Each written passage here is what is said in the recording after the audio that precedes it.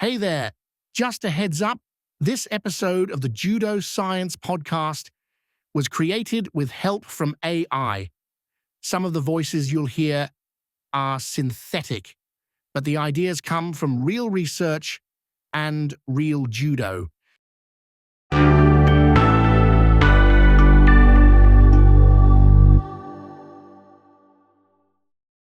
What truly separates the good athletes from the really great ones? Is it just about physical talent, raw power? Or is it something deeper? Something less tangible maybe, but much more powerful when it really counts. It's a great question. And that something deeper often comes down to what we call mental toughness. Exactly. And that's what we're diving into today.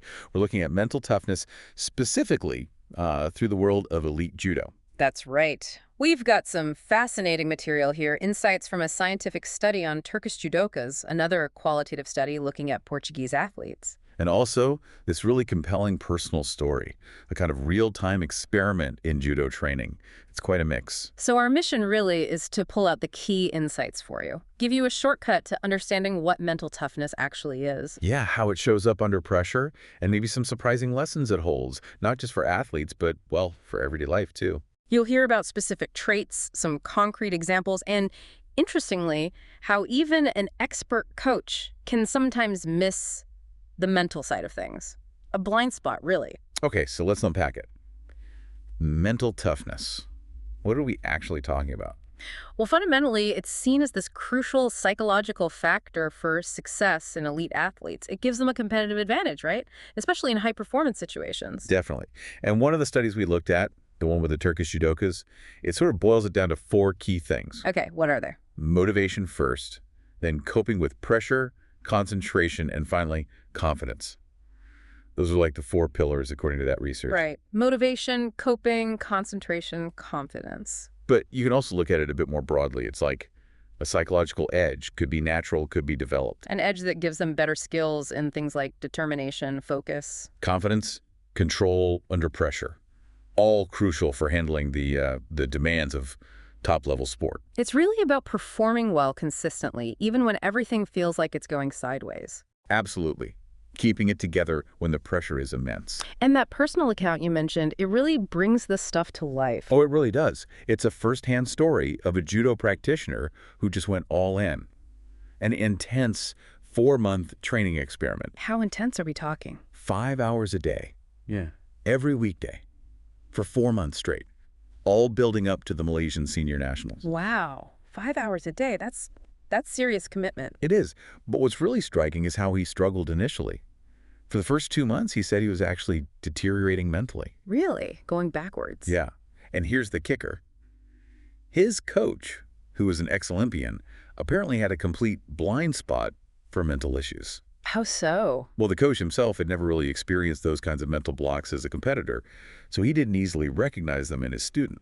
That's fascinating. It highlights that mental toughness isn't just about having it yourself. It's also about being able to see when it's lacking, in yourself or others. That coach's blind spot is quite revealing. So how did things change for the athlete? The coach eventually had this insight. He told the athlete, look, your problem isn't technique. It's not skill. What was it then? He said it was a matter of will. The athlete was making excuses, thinking he needed more moves, more techniques. When really he just wasn't willing to apply what he already knew. Exactly. He described it as feeling like a punch to the gut, a harsh realization. That distinction, skill versus will, that feels pretty fundamental.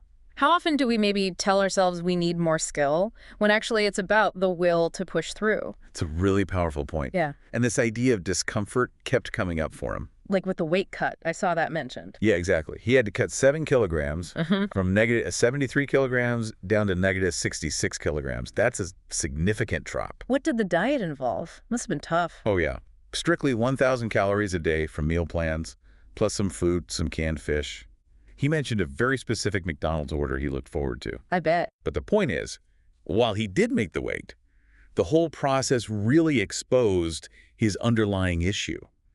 This deep discomfort with being uncomfortable. And that was connected to his training struggles. Completely. It was the same pattern, resisting the hard stuff. So the physical challenge revealed the mental one. Precisely. Then there was the body language aspect. The coach really intervened there. How? What was he doing wrong? Apparently, he looked like a wounded animal on the mat when he got tired or hurt, just broadcasting weakness. And the coach wanted him to project strength. Exactly. To broadcast, come at me, essentially. To hide the fatigue, hide the pain, even under extreme stress. I read the coach would yell body language during tough drills. Yeah, especially during golden score drills. That's the sudden death over time in judo. Grueling stuff. It's about regulating your physical expression, almost like a weapon. Psychological warfare, you could say. In a way, yes. Against your opponent, but also against your own feelings. Another issue was dwelling on mistakes. Like getting caught with a specific move. Right. He mentioned getting caught repeatedly by something called the Fukuda roll. It made him fearful, hesitant. Which probably led to more mistakes. Exactly. Yeah. And the coach's advice was very direct. He said, you have to stop everything, meaning stop the opponent's attack, but also stop your own internal spiral. Stop both, he said. Yeah. This is the nature of our sport. Yeah. You have to walk and chew gum at the same time, multitasking under immense pressure. Don't get stuck on the negative. Right. So all this leads up to the senior nationals.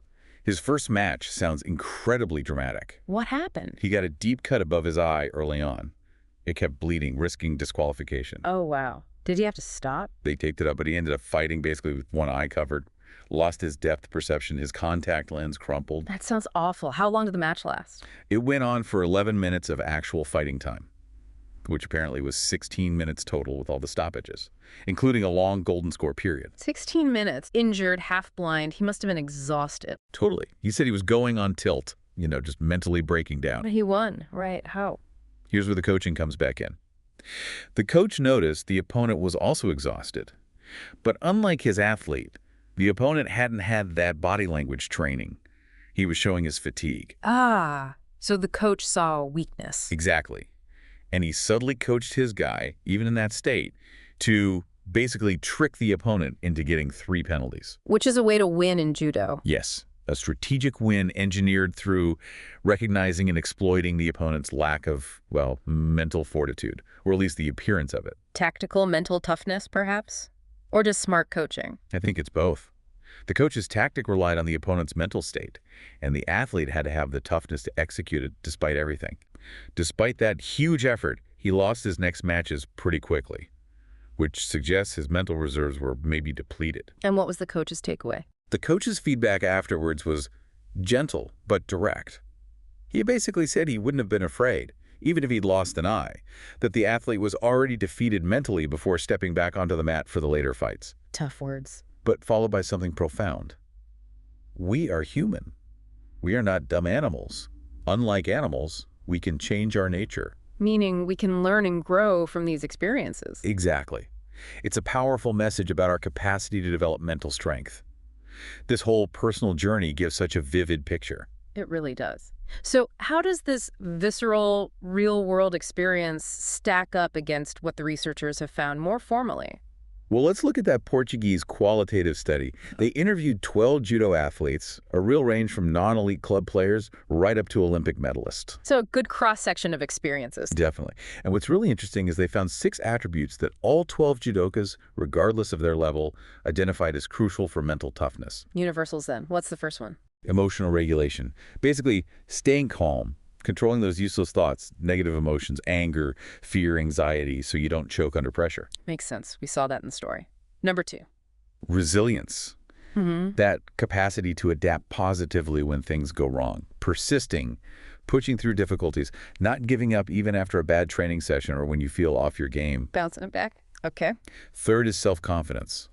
Just that firm belief in your own abilities, your capacity to succeed, confidence in your decisions during a fight. Preparation helps build this, as do results. Got it. Confidence. What's next? Fourth, attention regulation. This is vital. Being able to shift your focus constantly to what matters right now. Blocking out distractions, the crowd, a bad call, whatever, and staying locked into the present moment of the fight. The here and now, crucial. Fifth is self-motivation. Having that internal drive, that determination to set goals and go after them.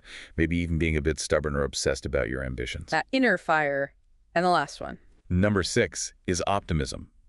Believing things will generally work out well. Focusing on the present, not fearing failure or dwelling on what might go wrong. A positive outlook. Emotional regulation, resilience, self-confidence, attention regulation, self-motivation, and optimism. Those are the core 6 they all agreed on. That's right. But the study also found a few attributes that seemed maybe more specific or prominent in the context of judo itself. Oh, like what? One they called combativity, described as a vigorous, physically intense kind of aggressive fighting style, really about dominating the opponent, taking the initiative. Okay, an active desire to control the fight. Yeah. Another interesting one was self-esteem, how athletes feel about themselves in relation to others. Apparently, that hasn't been highlighted much in general sports mental toughness research before. So feeling good about yourself compared to your peers. Seems to be part of it for these judokas. And finally, adaptability. Adapting to what? To the challenging demands specific to the sports culture. Things like the rigorous dieting for weight cuts, or maybe training abroad in unfamiliar environments. Learning to normalize things that are initially really uncomfortable. Right, like we saw with the weight cut in the personal story. Exactly. And that's what's so powerful here. When you link these scientifically identified attributes back to that personal story. You see the overlap. Clearly. The coach, maybe intuitively, was addressing so many of these points, forcing better body language that's linked to what researchers might call self-presentation regulation. Controlling how you appear, even when suffering. Right, and mastering the weight cut required huge adaptability. Dealing with the fear after the Fukuda roll. That's emotional regulation and attention regulation. It all connects. So the coach's practical wisdom aligns pretty well with the academic findings. It really does. It suggests that these aren't just abstract concepts, they're observable, coachable aspects of performance. So pulling back a bit, what does all this mean beyond the judo mat? There was that idea mentioned in the personal account. Ah, yes. The idea that who you are on the mats is who you are off the mats. What does that mean exactly? Well, the argument is that the intense personal nature of combat sports like judo acts like a mirror. It forces you to confront your true nature, your reactions under pressure, your willingness to endure discomfort. And this had real-world implications for the athlete in the story. It did. He had this big realization. His discomfort in judo, resisting the weight cut, struggling with new things, it mirrored how he operated in his business life. How so? He said he never made big bets unless he was basically forced into it, pushed off a ledge by circumstances or partners.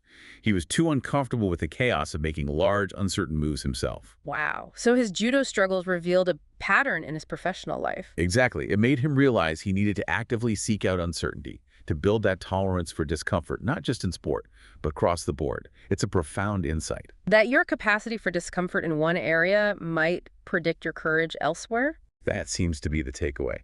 He also mentioned other lessons, like simply work capacity. Meaning? Just the sheer volume and consistency of training professional athletes put in. He suggested that rest days might be more for amateurs. The pros are just working harder, longer, more often. Although he did add some nuance, right? Yeah.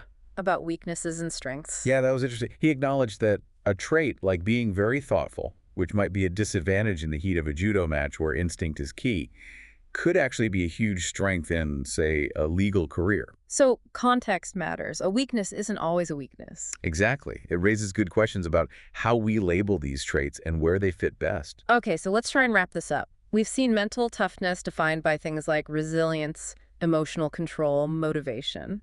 It's clearly not just physical. Not at all. It's this deep psychological edge. And we've seen it illuminated through both scientific studies and this really intense personal journey in judo. Which leaves us with a final thought for you, the listener. How might learning about mental toughness in elite judo make you maybe reevaluate challenges and discomfort in your own life? Yeah, think about it. What will issues might you be disguising as skill issues? Are there areas where you tell yourself you need to learn more when maybe you just need to be more willing to apply what you need to push through that discomfort? And how could recognizing that distinction, that difference between will and skill, potentially unlock new levels of performance or personal growth for you? Something to ponder.